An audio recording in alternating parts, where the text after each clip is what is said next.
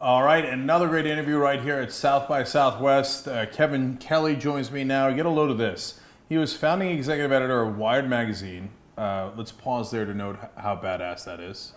Okay, he's also former editor and publisher of Whole Earth Review.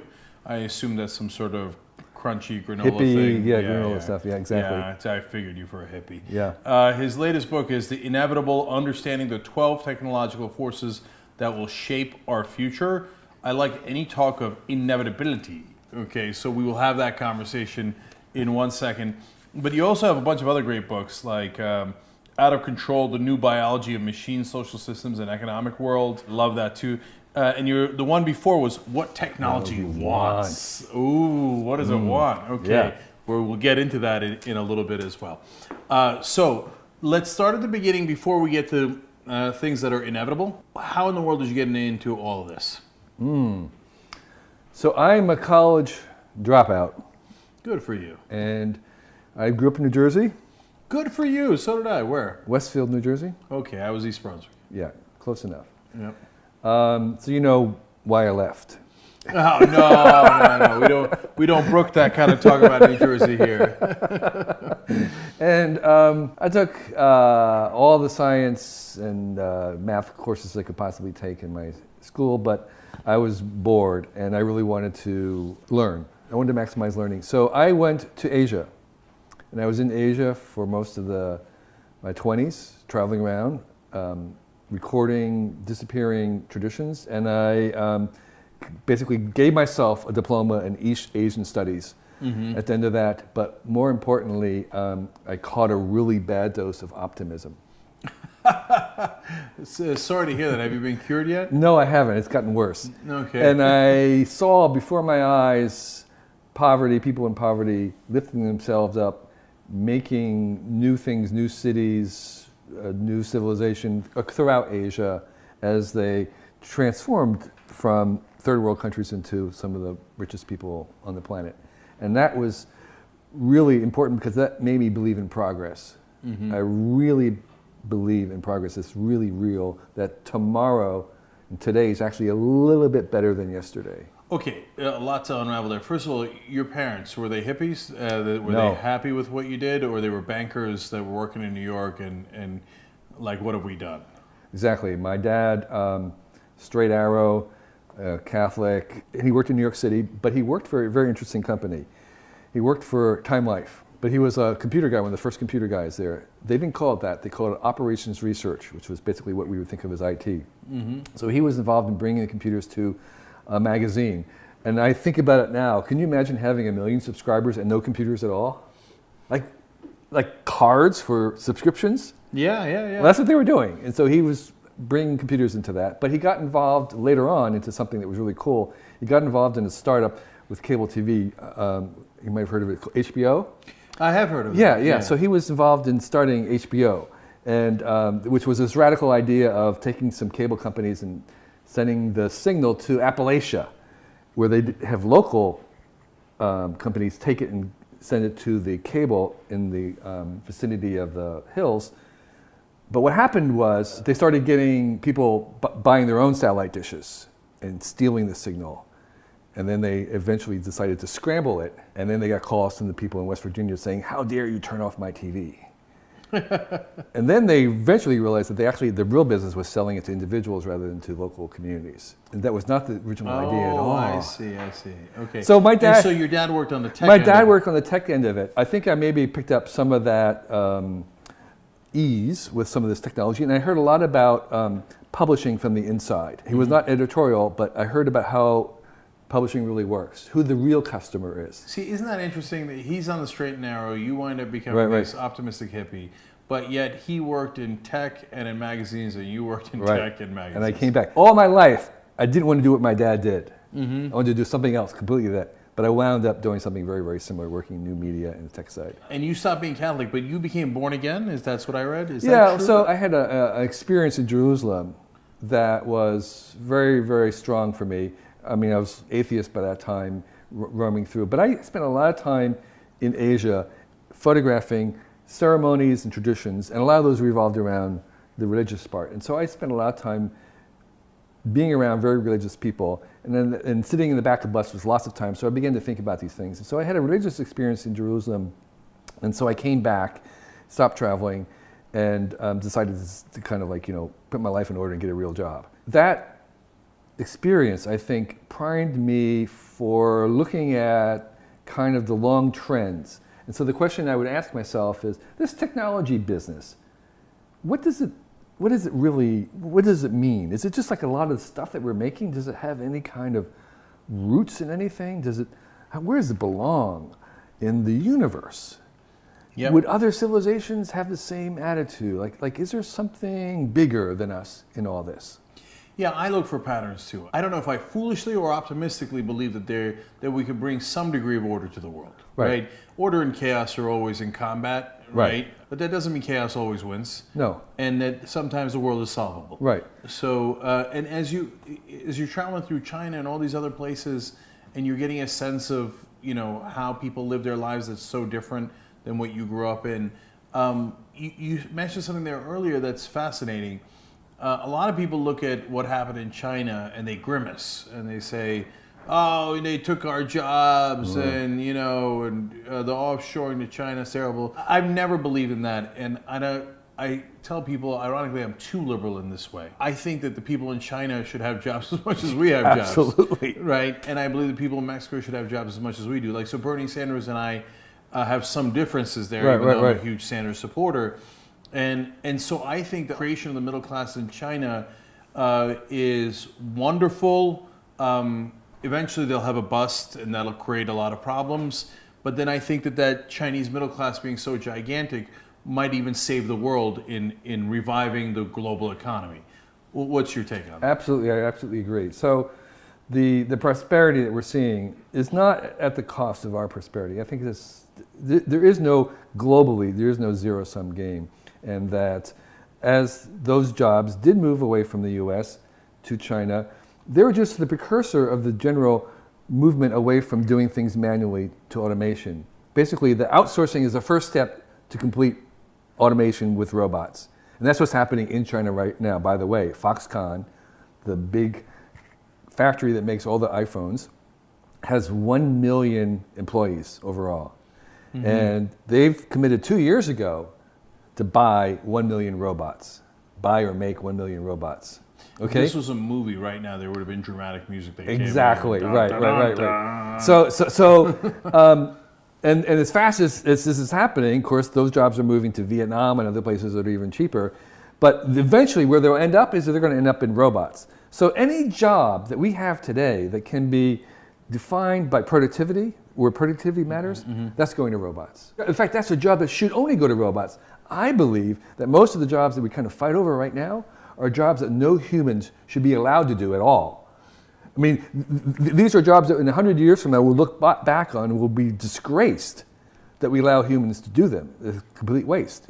Cashiers, truck drivers, these are not things that humans are really built to do. That's not what we're made for. We're made for doing things that are inefficient, that are creative, and creative means inefficient, and innovative. That's what we're about. Okay, so now you're blowing people's minds. So let's reel it back in, all right? Okay, so bring it down, Kevin. All right. Okay, so I agree with you on the inevitability of so many of these things. So when people started then moving the factories to Vietnam, again, people's heads exploded, and I go, no, that's just a natural flow of jobs. That's exactly how it makes sense. Right. And yes, it is going to lower paid workers, and yes, they work under terrible conditions, but we slowly uplift those conditions, and that's why China's conditions got uplifted. That's why they moved the jobs to Vietnam, exactly. Right? But that's not a bad thing that the conditions got uplifted. That's good, and eventually they'll get uplifted in Vietnam, and the salaries will get uplifted in Vietnam. Okay, we're all on the same page there. But the robot thing scares me a little bit and I'm very open-minded, and I think it horribly scares most people in the country, if not the world. Tell us why we shouldn't be scared, because where in the world are all those people going to get new jobs? Right. That's exactly the question that the farmers in America asked themselves 200 years ago. It's like, with the person coming back from this era saying, only 1%, we're going to have only 1% farmers in America and this was like 70%, they're going to say, what are we going to do? And you would say, web designer, you're going to be hairdressers, you're going to be tax accountants, and they would not even register with him. I think that it's very hard for us to imagine what those jobs are, but here's the thing is most of those jobs are going to be created by our technology. We're going to invent new technologies which will create those opportunities for those new kinds of jobs. You might say, well, why couldn't it just we automate it? Because that automation and having AIs will take some time to do that. The robots are really good for productivity, for efficiency. A lot of what we want has nothing to do with efficiency. And that's what we're really good at. And that's what we're going to keep enlarging and opening up. Ballerina mathematicians, they're not efficient. They're not, that's not efficiency. Mm-hmm. Those didn't exist for the farmers back then. Let me challenge you a little bit on that. So on the inevitability of it, I agree with you. Whether we like it or we don't, right. Buckle up, it's coming. Right. In fact, I remember thinking, however many decades ago, why are human beings doing these jobs? I right. mean, it's an assembly line. I mean, that's perfect for a robot. I just didn't realize back then that our technology hadn't caught up to that yet. Right. And I always assumed it was just a matter of time. We're not as good as robots at that, right? Whereas we're much better than robots at being ballerinas or authors, etc. Right? But here's what I'm concerned about. All things being equal, there will be people who work hard, get a good education, and there will be people who don't like education for one reason or another, etc., who are more suited to be blue-collar workers. It's not any offense, it's just that's the reality of life. Now, if you take away their jobs, what happens to them? So I think one of the things that we have when we have a world in which we have perfect appliances that are streamlined and work out of the box and whatnot, is we have this really appetite for homemade things, handmade things. The craftsman, let's say if you want a craftsman, will continue to have a role because they will be scarce and precious to us. And so the artisanal craftsman, the artisanal farmer who is making a little boutique, organic, this or that, they're going to have a great place. If you want to do manual labor, I know in case you haven't noticed, you're paying your plumber more than you are to your web developer per hour, right? So that kind of craftsmanship and stuff is going to be actually become very, very valuable. And the kinds of things, again, that we denigrate right now, being a teacher, being a healthcare worker, a nursing, will become even more valuable. So the experiences, the things where we have a relationship and experiences, that's where we're going to be spending our money. That's where people are going to be making their money. Color me a tiny bit skeptical about that because I'm not sure there's enough quilting jobs in China to replace the million people that Foxconn alone is going to lay off. Right, but most of those people don't want those jobs anyway. They want to have a creative job. And so we were talking about the few people who don't want to be educated. How many of those are there? I actually think there's a lot. No, I actually don't. I think that most people who aren't educated regret not being educated. I think that they really wish that they had the opportunity or followed through or whatever. I don't think that they're happy not being educated. Maybe I haven't run into them later in life. I know that when I was in school, there was a whole heap of people who had no interest in education. Education as they knew it, I would say, yes, being in school, but that's not what I'm talking about. I don't think most of the education is going to be happening, going in, sitting in rows and stuff. Who wants that? Yeah. That's not what we're talking about. So, by the way, again, Kevin, I'm not disagreeing with you as to where the world is going, and I'm overall a very optimistic person.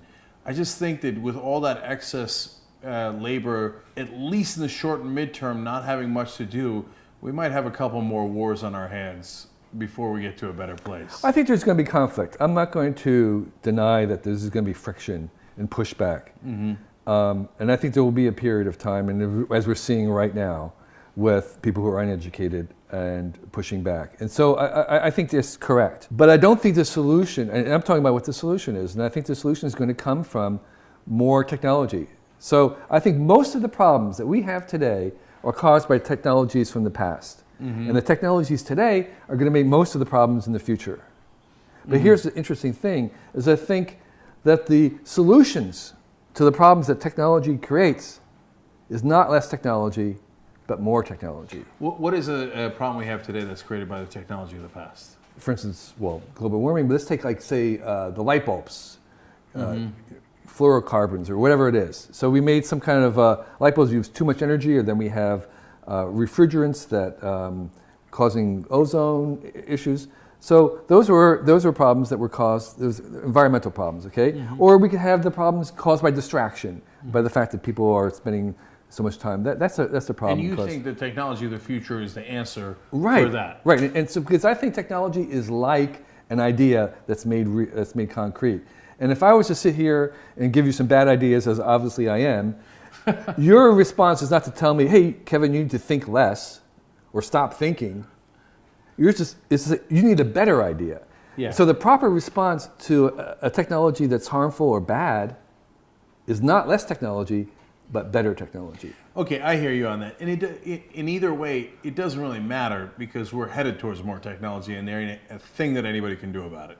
So, I mean, like the idea of trying to stop technology is like getting in front of a speeding train. We're doing it all the time. I mean, people don't want Uber to come into their cities, or they... but they're fighting a losing battle. Exactly. Right. And so my message is that we need to embrace the technologies, and that the way you steer technology is by engagement.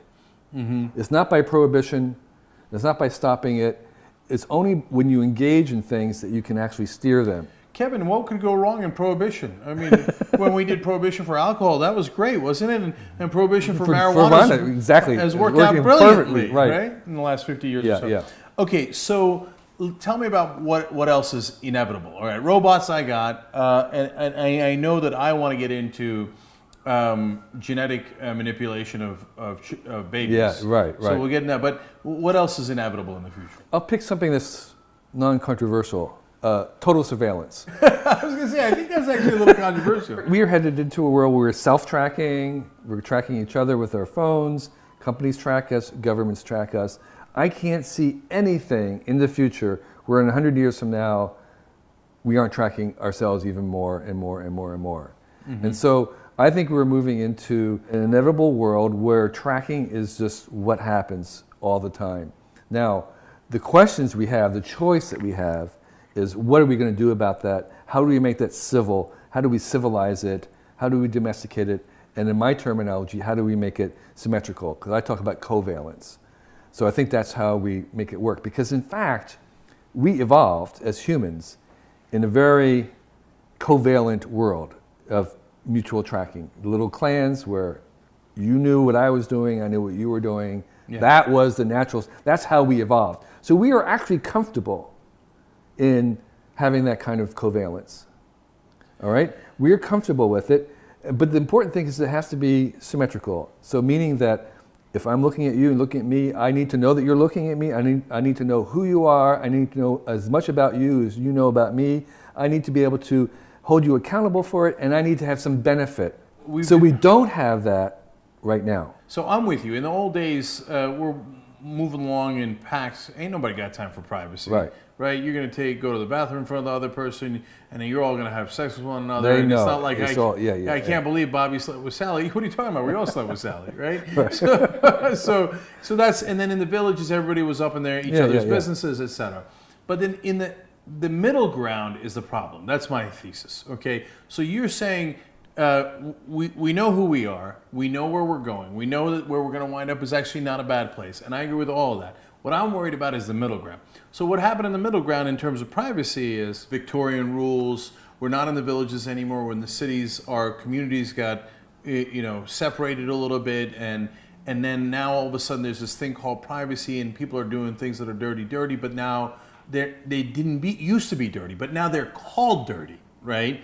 And there's shame and guilt and all that around it. And we are going to get to a place where none of us have privacy and realize, oh, we're all perverts, right? Oh, we're all this and we're all that and stuff. And then we're going to be fine. Right. But on the road to that end, it's going to be rough in the middle ground. You see what I'm saying? Yes, it is. And I think you hit on something where we have to, it's not just about the information, we have to change our mindset about what is acceptable, about what is normal for human behavior, and that's a big jump to go through.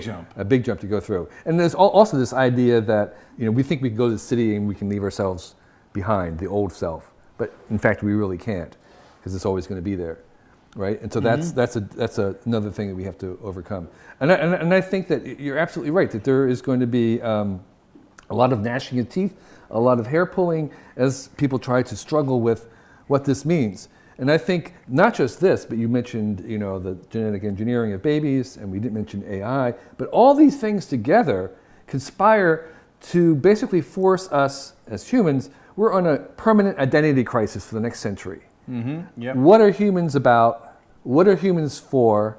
What do we want to be humans for? And this idea of like, well, what's normal? What is really? We're all perverts. That's what humans are. And so that's going to be a really trying. We're in an identity crisis. It's going to be a crisis in that terms. Yeah, because right now, when our privacy is taken away from us, it becomes weaponized. Right.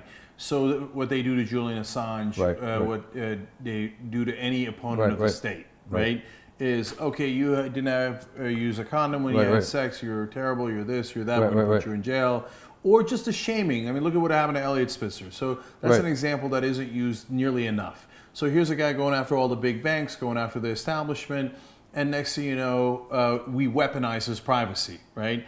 And so we get into his life. Oh, and then once you say somebody slept with a prostitute, it's over. It's over. Okay. Right. So it won't be over in the future. Everybody will say, "Who gives a shit?" Right. But right now, it is a way of eliminating all of your opponents. Right. And so that middle ground is a dangerous, dangerous place. Right. And by the way, we're just talking about things that are in people's personal lives, things that affect the government. But then there's also the middle ground of, for example, nuclear weapons and climate change. There's some chance that we blow ourselves up in the middle ground. So what's your take on that? Well, setting aside I don't think we can blow ourselves up. I mean, I think we can have international incidents, but this idea that we destroy the end of civilization with nuclear power is a myth. Okay? But it's not good, but I'm just saying that idea is a myth. Can we just pause on that for a second? Why is it a myth? We greatly overestimate the damage that a nuclear bomb does. Mostly it's like terrorism. It's the terror of it. It's the insanity, the fear of it that will cause most of the harm. The 2 bombs that went off in the cities were in paper cities. They were cities made out of paper, and they just vaporized. But all the other buildings stood, the concrete buildings and stuff. And so the idea that is the end of civilization, it's not. It's, you could destroy, I don't know how many cities, and it'll go on. It's terrible, it's awful. But I mean, there's a myth that civilization ends because of it. That's all I'm saying. I hear you loud and clear. You're saying the nuclear weapons you're not as worried about, but the rest of the cataclysmic issues of how we might blow ourselves up and climate change or others, climate change are you not concerned about all that? Yeah, but you were going to like, in the long term or short term, we have a problem, and I do agree. We have problems. 49% of what we see in the world is bad and harmful and terrible. It's awful, it's crap, it's harmful. But 51% is positive. And I'm only concerned about that. I mean, I'm saying we have a 2% delta. It's not very much, but that's enough compounded every year to make civilization. So we can, any technology you can imagine we can weaponize. It's really easy to understand how we can weaponize anything we make, including privacy and that stuff. So the fact that happens is, yes, that's happened. 49% of it is going to be that way.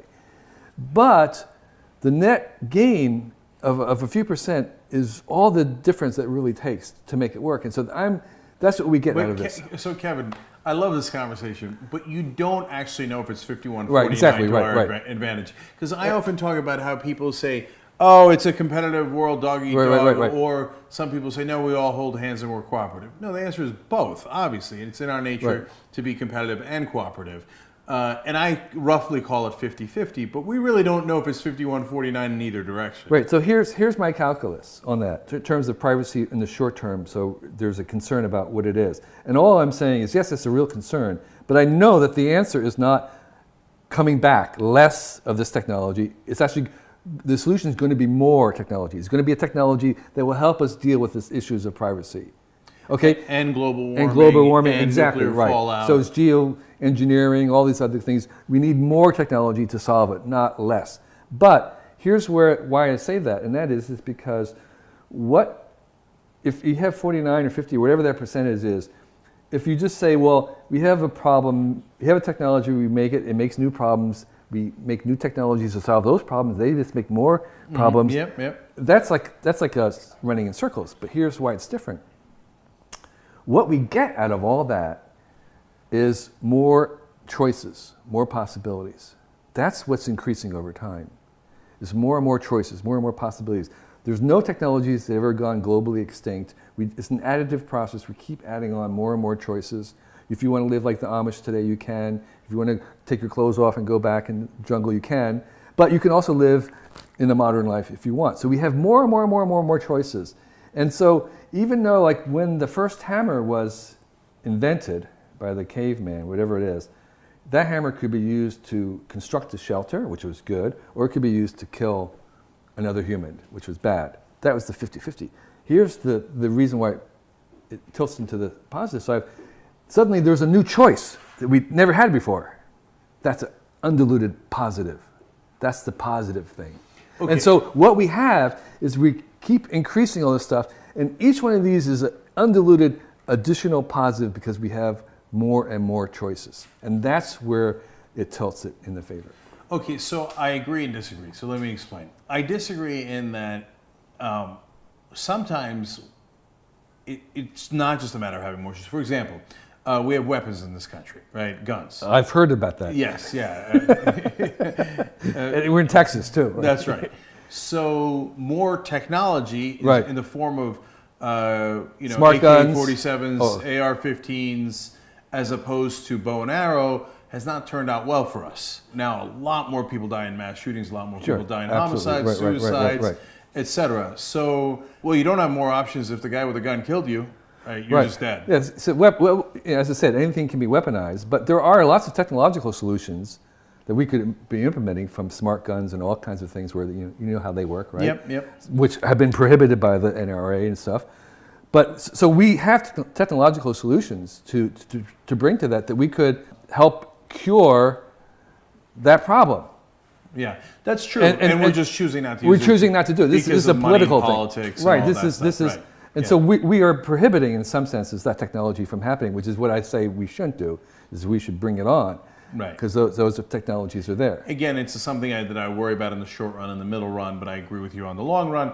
And my main point of agreement on the optimism is, if you look at a chart of, for example, average age over the last 200 years, it has exploded. I mean, we've at least doubled our life expectancy. Sure. It's hard not to be optimistic about that. Right, that's just one of many factors. There's dozens. There's an increase in education. There's an increase in women's rights. There's an increase in science and living standards. All those things are on an increase. It's undeniable. This is across the board, left and right. There's a real hesitancy to actually admit that there's progress in the world. Yeah. The things actually are getting better. We're actually widening our circle of empathy. That's exactly why I call myself a progressive. Some people call me a utopian and says, I'm not utopian, I'm a protopian. Protopian is progress and progressive.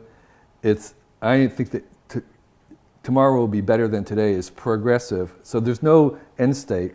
I don't want to be But you're utopian. On the road to utopia. No, utopia is there's no end. I don't want perfection. There's no such thing as it. That's a myth. But we're in the direction of progress, of getting more and more possibilities. It's not a ladder. It's not a destination. It's a direction. I'm going to grossly misquote Vince Lombardi's quote on this. But from what I remember, he says, we strive for perfection so that we might accidentally hit excellence. Yeah. So I'm not striving for perfection, because I think perfection is inherently paradoxical by its nature. But I do believe that we can move towards the direction of increasing possibilities and options for as many people on Earth as possible. And that's what technology brings us. Yeah. So here's a little story to kind of summarize that. Is that imagine if Beethoven had been born 1,000 years before we invented the technology of the piano. What a loss that would have been to him, to us. Or Van Gogh, born 100 years or 200 years before oil paints and that. Yep. What a loss. Or Hitchcock before film. So there is today, somewhere in the world, out there, in your viewers, a young person who is the Shakespeare of our time, waiting for us to make that technology, to unleash her genius on the world. Just as I have and you have, we're benefited by the many, many people in the past who made the technology that are enabling your genius to be shared to the world, video and all that kind of stuff. And so we have an obligation to increase the amount of technology in the world in the hopes that it will liberate people born today or yet unborn to have their genius shared. So there is no better case than me, and I'll tell you why. Whether you like me or you don't, in terms of the audience. Right. When I got started in media, YouTube didn't exist, online world didn't exist, so I started in public access because I'm an outsider by my nature. Right. So the insiders, the gatekeepers, were almost never going to let me in. No. If the internet and YouTube, all that doesn't get invented, I just stay in Arlington, Virginia as either just public access or maybe a radio show or something along those lines.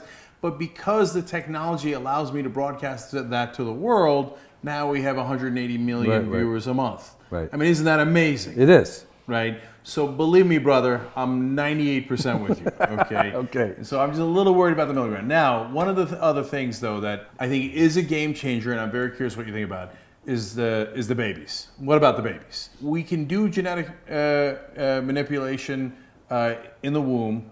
If we can do it, we will do it.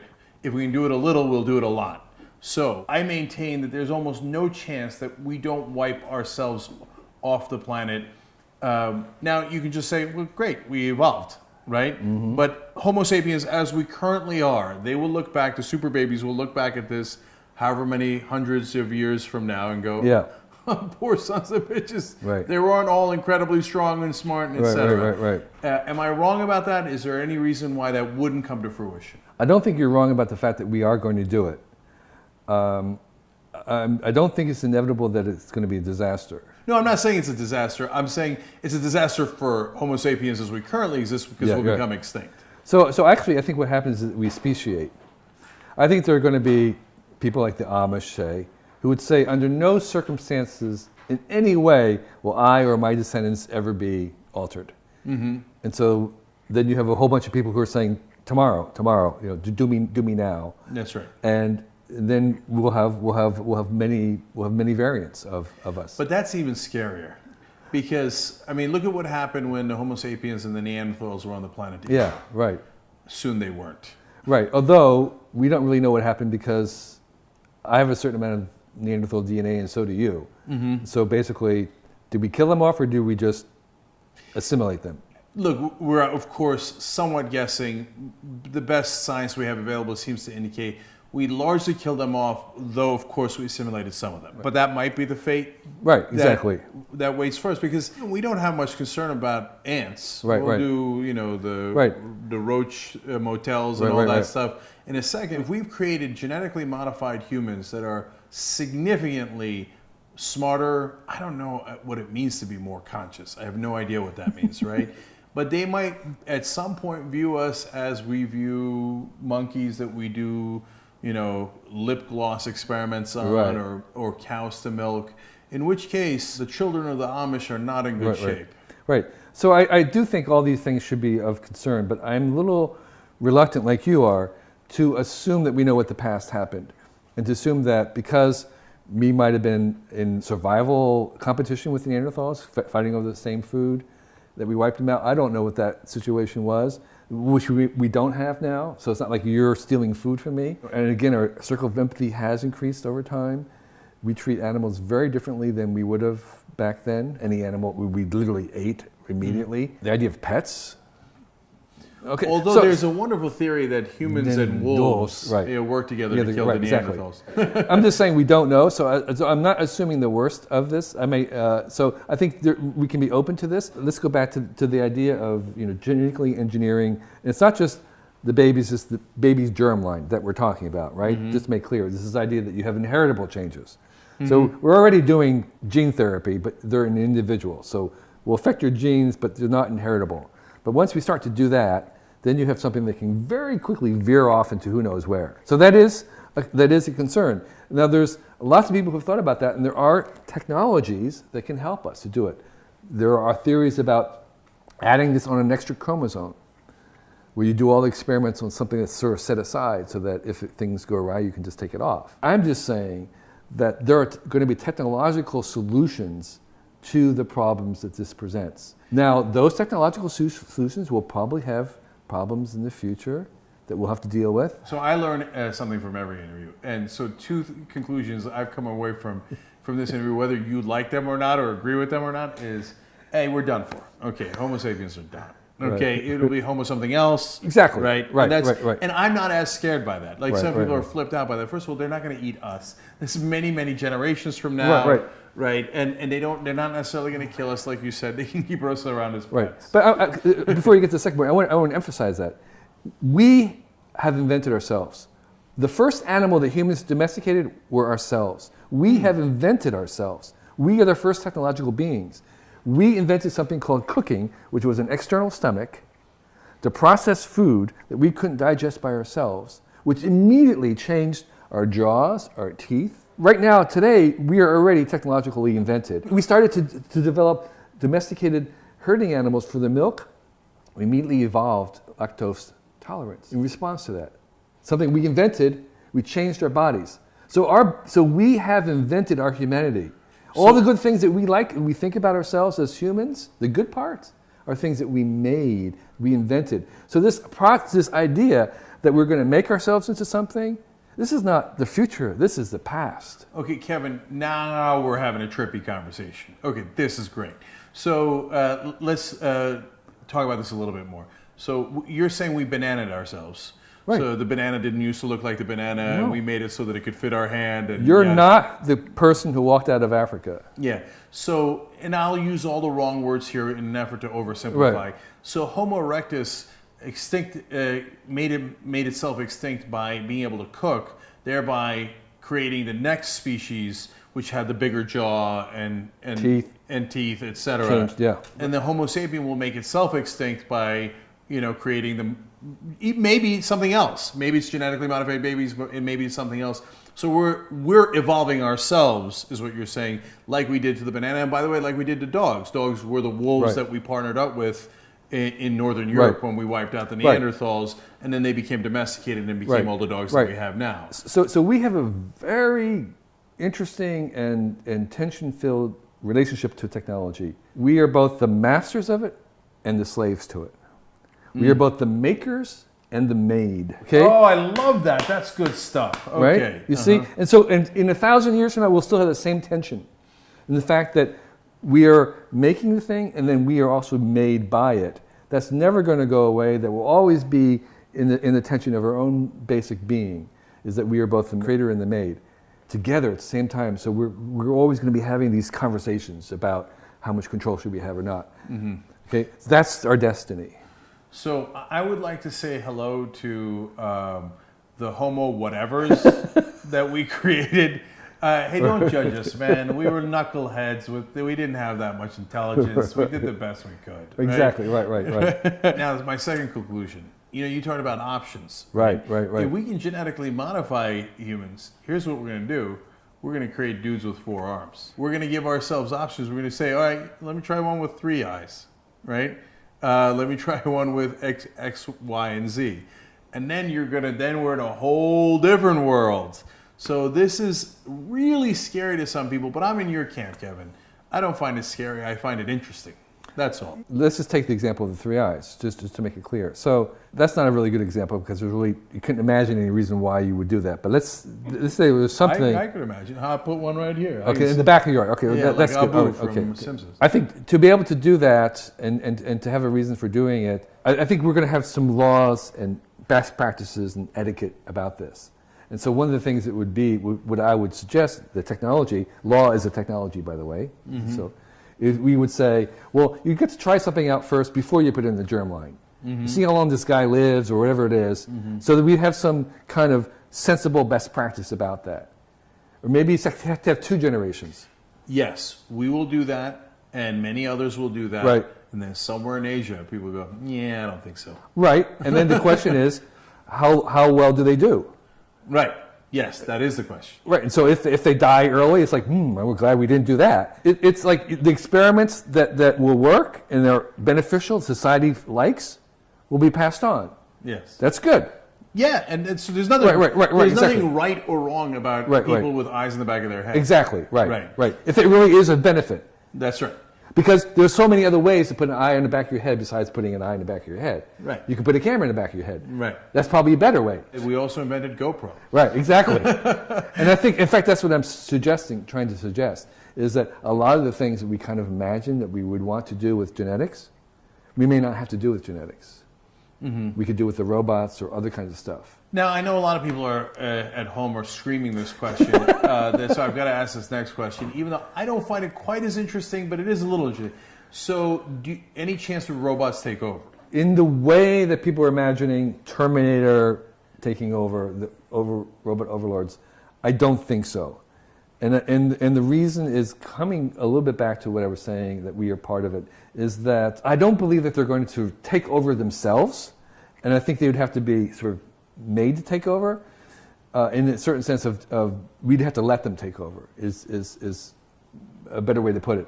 And then I think it's much more likely that we become dependent on them to a certain degree, we're almost indistinguishable from them in another degree, in the sense that, as I said, I think are going to add stuff to ourselves. And if you're thinking of an AI thing that becomes really super smart and you have this singularity and it takes over, that's what I call thinkism. Okay, what does that mean? Thinkism. A lot of the singularities have this idea that if you make a super AI, an AI that's really, really smart, it makes another AI that's smarter than itself, and that makes another one, that's how it goes. And that all these things are happening because you have something really smart and it's thinking about how to make the next thing. Well, that's the thing. It's like, I don't know anything, particularly in biology, that thinking about it makes it. It's like you need to do experiments. You need to try things. An AI couldn't take all the medical literature that exists today and read it and cure cancer. Mm-hmm. You have to actually do experiments that would try things, and they take biological time. So the Ray Kurzweil and those guys have this idea that just thinking about things solves problems. And I think you have to do things. So let me wander into territory I'm ill-equipped for. So this will be fun. Right. What if we were to program a computer to do A/B testing endlessly with the capacity to take action and to build upon itself? Okay. Right. So one of those new robots that they have that functions very similar to human, walks like a human, yada yada, and we say, okay, we'll call it Bob. Right. Hey Bob, continue to do A/B test yourself. Right. And if you find something else that works better, rebuild yourself ad infinitum. And I think we will do things like that. And one of the biggest verticals, one of the biggest areas that AI is going to have an impact on is actually not going to be robotics, but in science itself, in accelerating science discovery.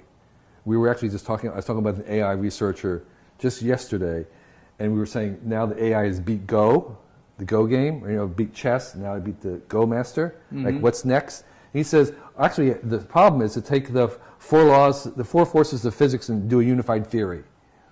He wasn't joking. He was saying this is actually, that would be the next thing. So having AI involved in science is absolutely inevitable and will accelerate things. But the point is that it takes time to run experiments.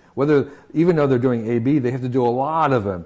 And even though they can do it in parallel, it takes time. And if you're doing experiments on biology to cure cancer, you've got to give someone whatever it is, and they have to spend 6 months responding to it before you can tell. You just can't think about it. Oh, I just got another great idea. Okay. The wars between the robots and the superhumans. Right. Those are going to be badass wars. Let's make that slightly real, though. So you've got those robots that are built now that are in pretty good shape, and the Defense Department is already weaponizing them. You program that robot and said, don't let the humans destroy you. An army would do it. Yeah, right. Yeah, you could easily do that, right? There's no end to way you can weaponize technologies. There's no technology that we've ever invented that cannot be weaponized. And that would be, can you weaponize a robot to do incredibly harm? Yes. Look at our drones. They're already doing that. That's right. Right? I mean, they're assassinating people, basically. That's what it is. It's government-sanctioned assassination. Could we make robots do that? Absolutely. The problem is when you give the robot the authority. So in the drones, there's almost always a person who says... Right, and they don't have to... Right. Right. This is the Kill Decision, Right. which is a great... By the way, if you haven't read that science fiction book called Kill Decision, read it, because it's about what happens when they have this thing. And by the way, Google and others with a robot-driven car are now teaching ethics to the cars, because they have to. Because they are making decisions that will have ramifications. And even though we think we're good at ethics, we're terrible at it. We're not very consistent. And what's happening is, as we teach the robots our ethics, it makes us better. Oh, okay? That's interesting. Again, we evolve ourselves. Exactly, right. Again, we are the maid. So what I say is that we need AIs and robots to make us better humans. Ooh, okay, trippy. Maybe. I'll give you a maybe on that one. Right. Okay. Because just like children make you better, if you have children. Oh, I see what you're saying. Okay. And so there are my but children. Sometimes it doesn't. On average, Right. people are better after they have On children. average, yes. On average.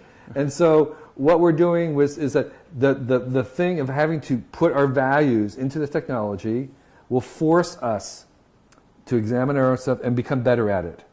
In fact, going back to the AI thing, AI chess and AI Go, this is an incredible phenomena, is that even though the AIs are the best, people say, well, that's the end of chess, who's going to play? But what's happening is that the people who practice against these games have become better chess players and better Go players. The highest ranking human in the chess world has been playing against chess programs.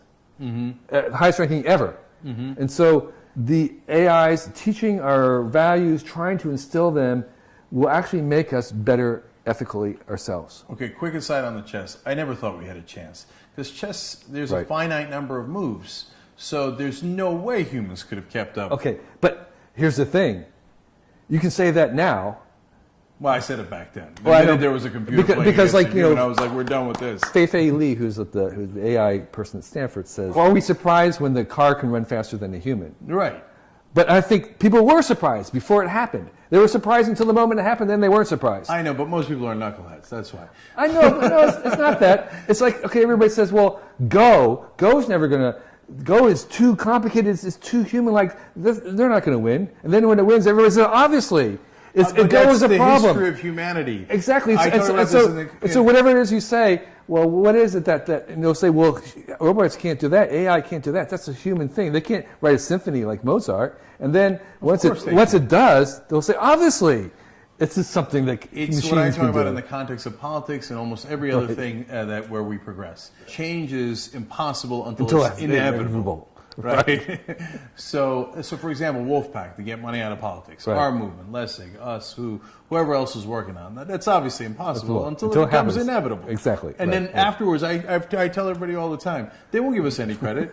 They'll say, well, that was obvious. Of course we're going to take money out of politics. But that's, you were allowing legalized bribery to ruin the country. It was obvious. And I wanted to come back to the more important point about when we were talking about chess and how the robots make us better. Maybe they move the equation just enough. Maybe it's 50-50 now, and teaching the robots ethics like we do with our children, etc., pushes us to 51-49, 52-48, and hence we've evolved again. And that difference between 52-48 might be all the difference in the world between our competitive and cooperative natures. So we're building something here. Okay. It's I made it seem like it's both of our ideas when it's just your idea, but still, I feel like we're getting somewhere. Yeah. We don't have enough time to go back into all your other brilliant books, but I'd want to touch on two ideas. Okay. So I'm sure that we largely covered it already, but I can't help but ask, what does technology want? Yeah. So that was the title of the book, and if you're maybe familiar with a great book by Richard Dawkins called The Selfish Gene. What Richard Dawkins did was he imagine the world through the eyes of genes. So he'd say an organism is really a gene's way of replicating itself. So the chicken is a way for the egg to replicate itself. And that he would say, with those spectacles on, he says, my children are really just basically ways for our genes to replicate themselves through the generations. But obviously, he would also look at his children in a very different way as well. But that was one view. So what I was doing was the view of looking at the world through the eyes of technology, even though it's not the only way to look at it, and say, well, what does technology want if you look at it as a system? And so while this pen is not at all alive, and neither is this table or any of the technology in this room, the only way to make this pen is with another tool, which has been made by another tool. And these cameras that are filming us, nobody here can make in their spare time. It requires a whole ecosystem of technologies. That whole system of all the technologies codependent on each other, I call the technium, and that thing does behave lifelike. It evolves. It exhibits lots of the behavior of evolution. What I'm saying is that if we look at that system over time, the technium as a system over time, that it follows the same trajectory that evolution has over time. And that in fact it is an extension of biological evolution. It's kind of the way, if you would imagine evolution as a process in the universe that's trying to fill as many of the possibility spaces of what's possible through heritable DNA, and then technology comes along as a way to kind of get to places that we couldn't do. So in a certain sense, what we're doing with AI and technologies are making kinds of minds that are possible in the universe that biology alone couldn't get to. Okay, so when you look at that technium as it seeks to evolve, right, what does it want to evolve to? Right, okay, so this comes back to the controversial part. So I would say it comes back to the same things that evolution wants.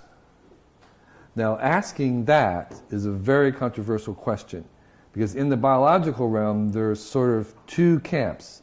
And the orthodox camp right now, which was sort of most formulated by Stephen Jay Gould, is that there is no wants, there is no direction to evolution. It's completely 100% random, contingent, is the word they use. That if you rewind the tape of life back to the beginning and then let it run again, you get completely different stuff. There's another camp that says that's actually not true.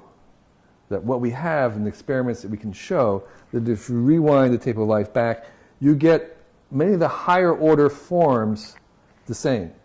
So you may not get individual species the same, that's completely random or contingent, but you'd get winged animals, or you'd get tubular guts, or bilateral symmetry, or quadrupeds. And I showed this in my book, looking at simultaneous invention around the world, showing that's the norm. No matter what you want to look at, every invention was simultaneous. There were 5 other people doing it. Edison and the light bulb, there were 32 other inventors of light bulb before Edison. Edison was just the one that worked, that marketed. Yeah, he was better at marketing. He was better at marketing. And also I looked at the sequence of inventions prehistory around the continents when they were separated, like in Africa, and the same sequence of dog, ceramics, sewing were the same. Okay, so that's true in technology. So what I'm saying is that the iPhone was not inevitable, but telephones were. Yes. The internet was inevitable. On any galaxy, any planet in any galaxy you go to at some time in their history, they had an internet. Okay? That's a little further than I'd go, but I like it. But keep it going. The character of the internet, who owns it, how does it run, what's the access to it, how much porn is on it, how much porn, that's not inevitable, that's the choice that we have. The character of things, the species of it. And so what I'm saying is that there are, in evolution itself, there's a direction towards complexity, towards diversity, towards mutualism. So I have a little list of all the things that we see in the course of evolution over time that is moving towards a direction, not a destiny, but a direction. And so that technium will take that same direction. Exactly. Okay. That if you want to know where technology is going, look at where evolution is going, where it's going. So what I can say with certainty about, say, 50 years from now is that specialization, that's one of the things we see. So whatever we have right now, we'll have more specialized versions of it in the future.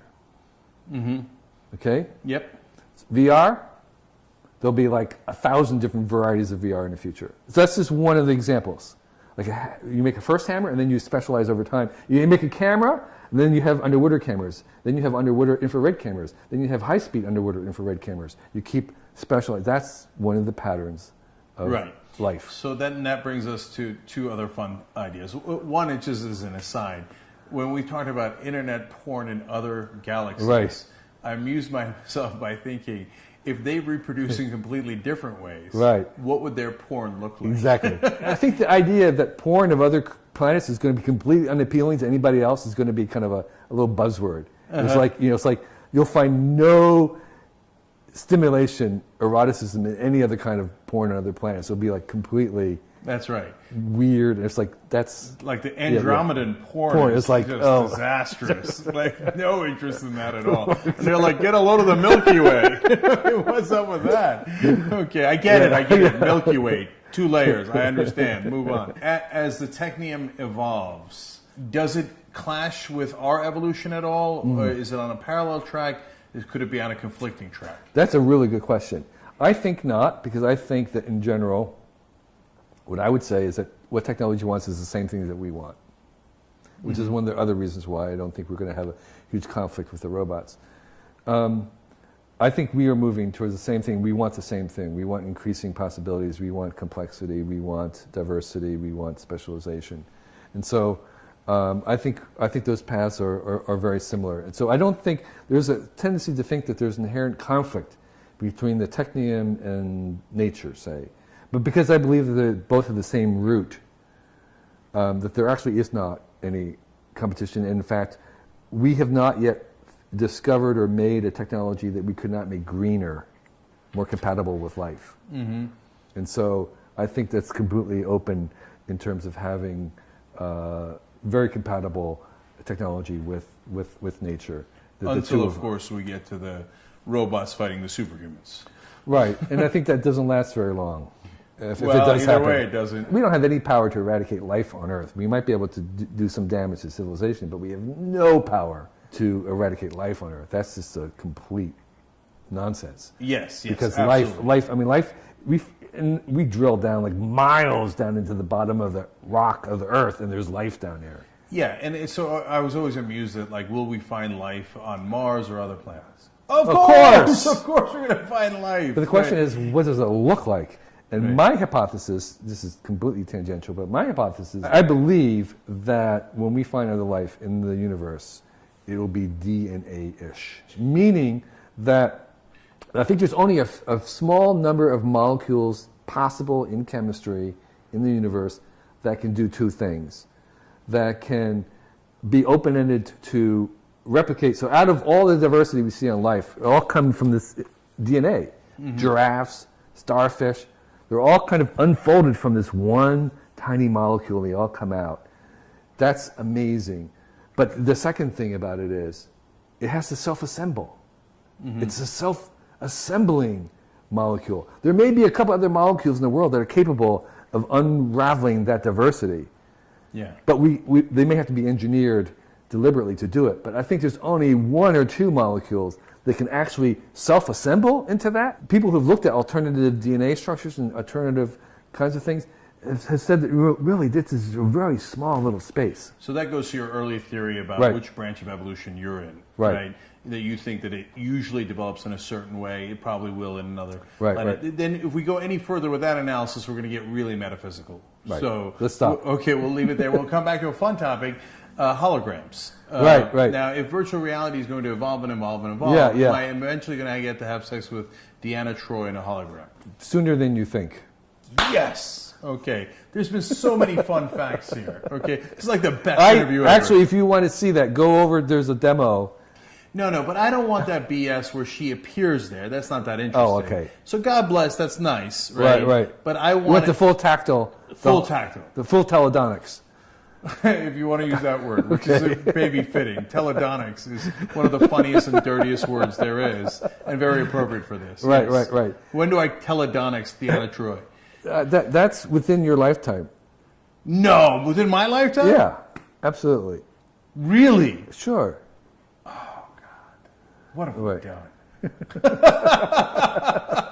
See, but that goes to your 51% optimism. That would be wonderful. Yeah. Until your wife finds out. Yeah, But anyway, and she teledonics you. Right, and there'll be a lot of discussions about whether that counts or not. So whether that counts, that's right. And then who you replicate, right, will be a whole nother thing. But it's VR is happening much faster than I was involved with VR back in 1989. I did the first thing. I thought it was going to be coming immediately.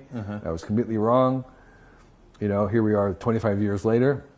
But what happened was cell phones. So there's the cell phone technology where the screens and the location devices and the processing power in cell phones was cheap enough to be used in VR. And so now we have something to show that there's enough there that it can be improved very fast right now. So it's what I call good enough to improve. So VR is now good enough to improve, courtesy of the cell phone, and it's going to go very fast. So it's going to be some sort of robot that is then going to be put into a virtual reality situation, and it's going to feel so human, and you're going to be able to put somebody else's features onto that, whatever that robot is, right. yada yada. That kind of mixed reality is incredibly, that sense of presence of reality. It turns out that we're very easy to trick in terms of believing that. Just like when you see a screen in a movie screen, you see like in a Mickey Mouse cartoon, he hits the baseball and the ball moves across the screen. You know that Mickey Mouse is just completely imaginary, but you really believe that ball is moving, but there's no movement at all. It's just a series of still images, one after another. Right. But that, you would swear that there was something moving. That moving is real. The same thing in VR is that there's all these tricks that we play with our circuit that we assemble in our own mind. VR is the only technology where we are part of the black box.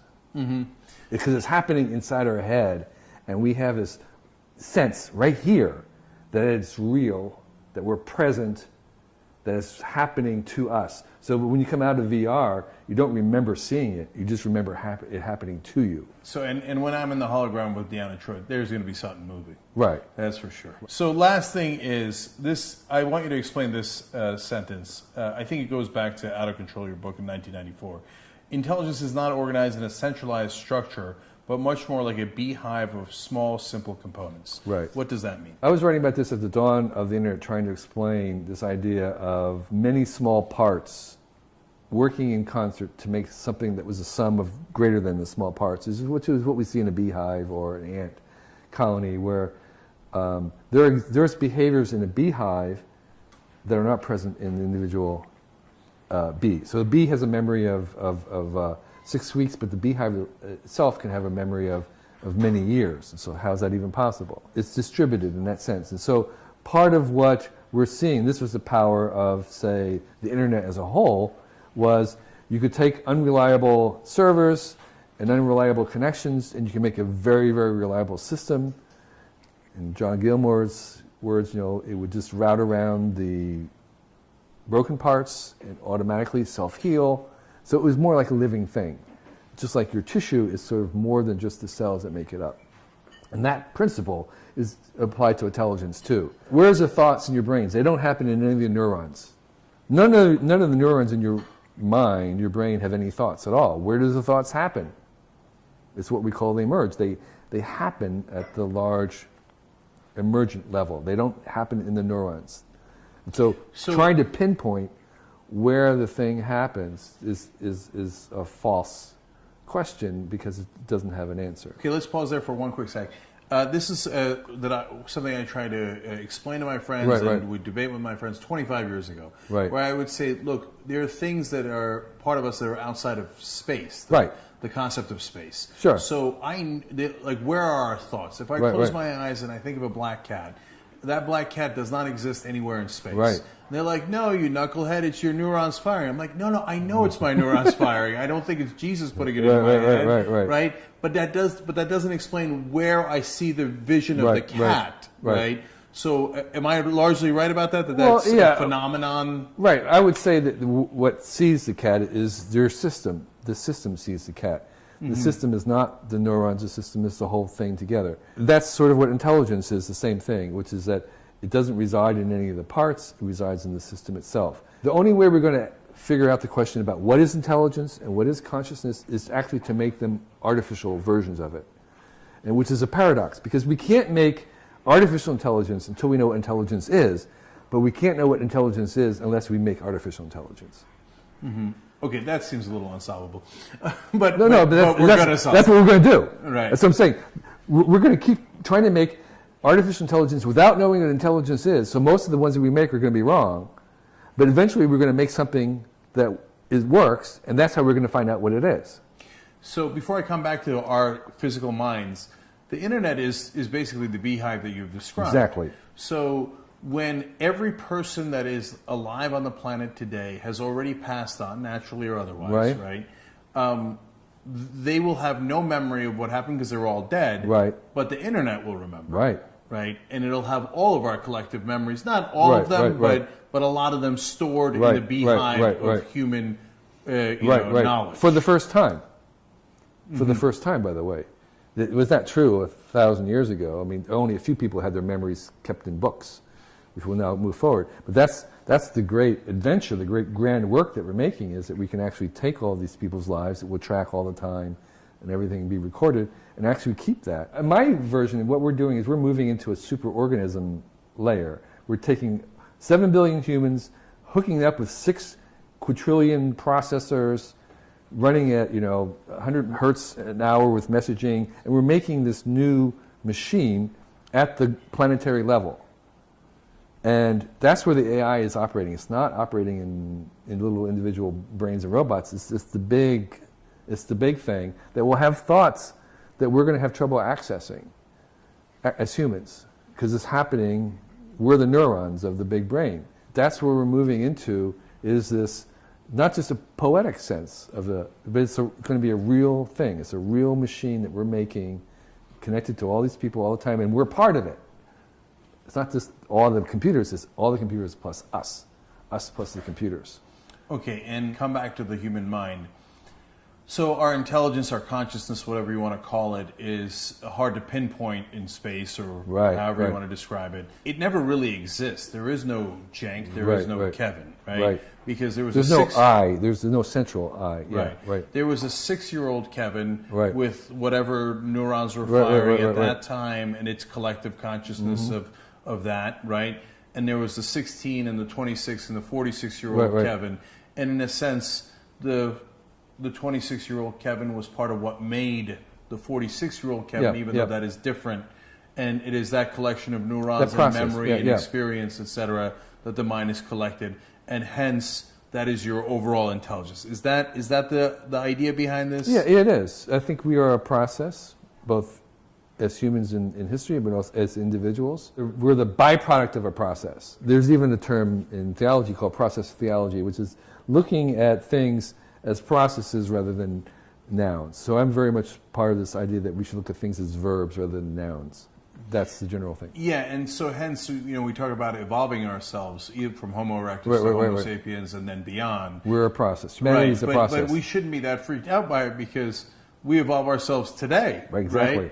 And so we evolved, the 46-year-old Cenk evolved from the 26-year-old Cenk. So I already evolved myself, so it's not that crazy for us to evolve further as a species. Right, exactly.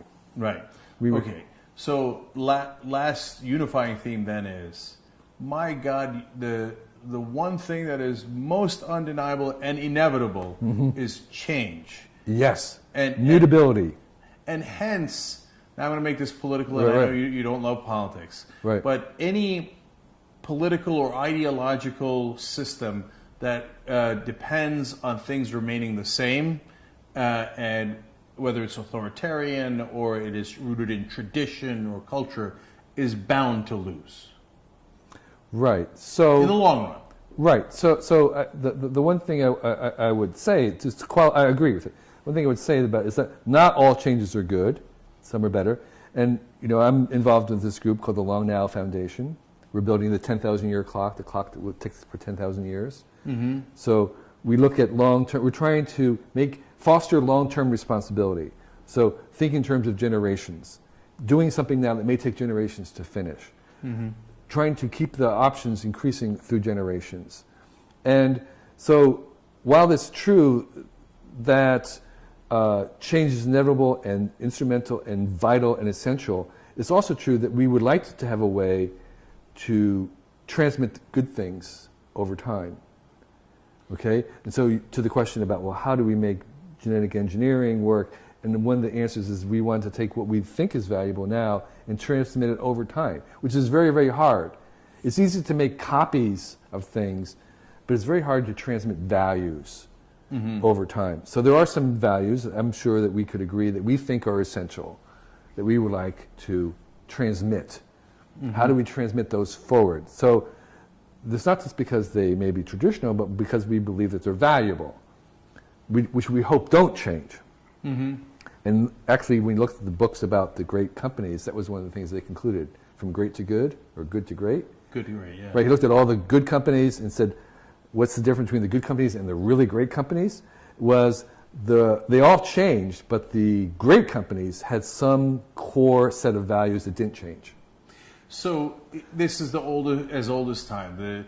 The competition between change and maintaining the current order, order and chaos, and that interplay, that orchestra, exactly, is what leads us to go forward. You can't have just change by itself. That's chaos. That's right. Anarchy. That's right. And so politically, change doesn't mean necessarily that it's a good change. It could be Trump, really bad change. Exactly. Right.